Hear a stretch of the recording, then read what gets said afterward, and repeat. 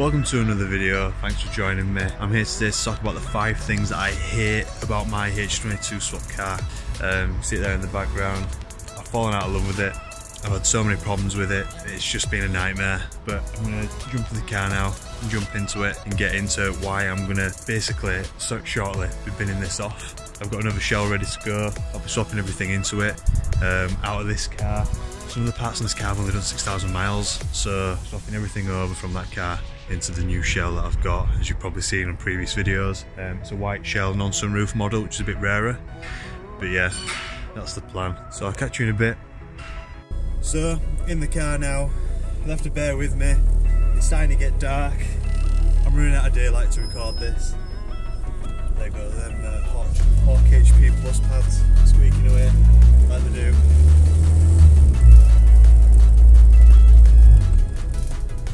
Yeah. Things I hate about this car. Number one is how it looks. It looks shocking, to say the least. There's rust all over it, the paint's all faded, and I wouldn't be telling the truth if I said I look after it and wash it, because I don't. And I haven't done since I started hating it, since I started hating how it looked. And it's a shame because I love driving it, I genuinely do love driving it, but there are so many things that I hate about this car, why I don't use it as much as I'd like to. It's just not as much as a daily driver now, because of all the things I've done to it. I think I've probably ruined it, to be fair. I've ruined a few things about this car that before I didn't really think were a problem. I need to figure out what's making that noise. Number 2, noises. I hate so many noises that this car makes.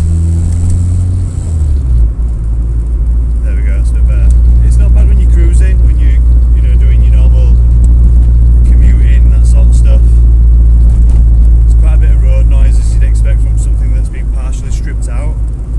But number 2 would definitely be the noise, road noise, different noises.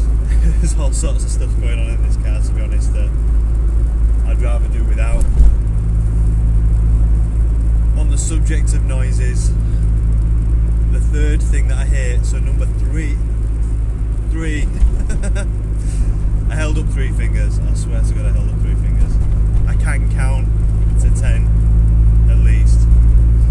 But the 3rd thing, 3, that I hate about this car, I don't know if you just heard it then, is the gearbox. The gearbox chatters. And it's not that gearboxes are supposed to chatter on the H series, it's not a feature or a characteristic of the H series gearbox. It's just one of the things that I've not got around to sorting, I've not got around to fixing. I have done some work on getting some parts in and getting a couple of spare boxes, things like that. Like I've got another gearbox that'll go on this while this gearbox is sent off to have the new parts fitted. It won't go on this now, it'll go on the white one. I've got a short final drive ratio from M Factory and a Synchrotech full carbon lined synchro set, bearings, everything.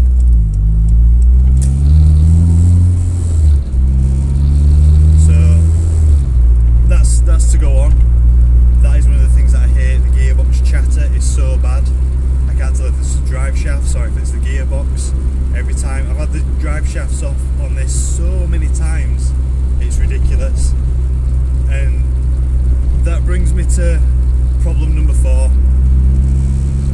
or the 4th thing that I hate about this particular car, and that is that don't even bother. Mr. BMW diesel boy wants to have a go. I don't think it's going to happen, to be fair. But the 4th thing that I hate about this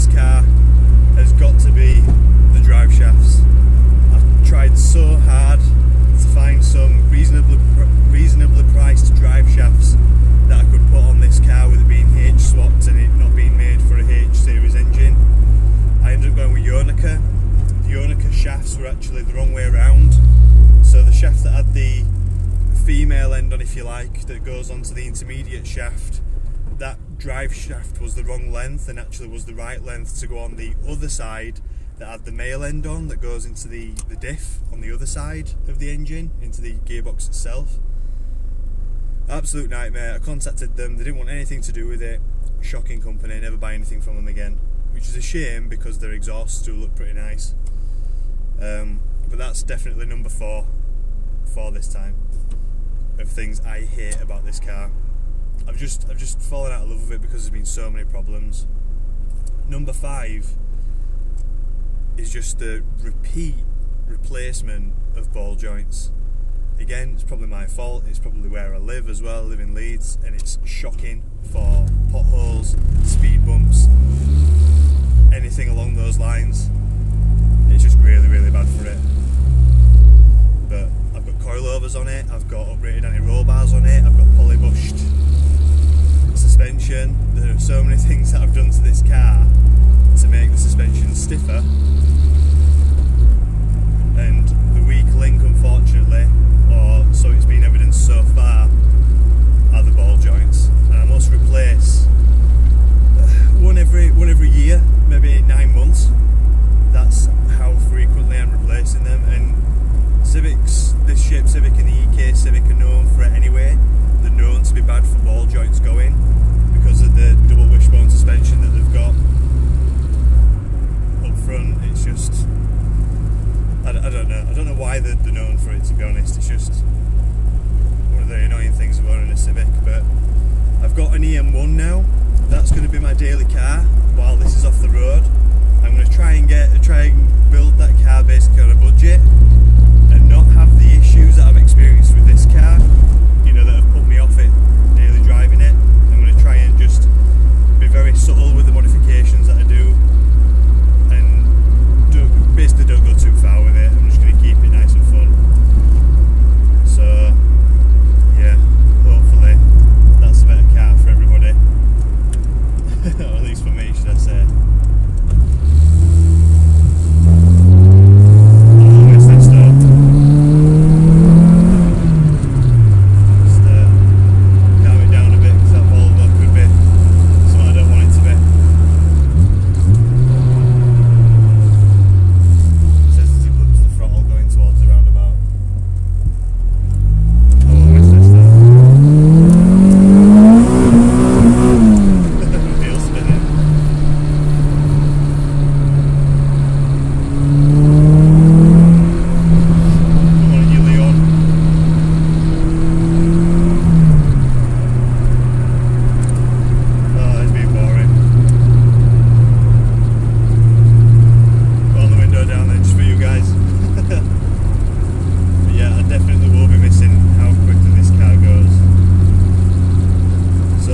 Thank you very much for watching.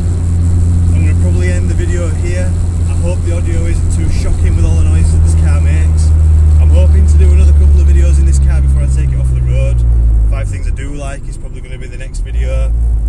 And then maybe even a drive out to the hills somewhere. Go on Snake Pass, something like that. But yeah, thank you very much for watching.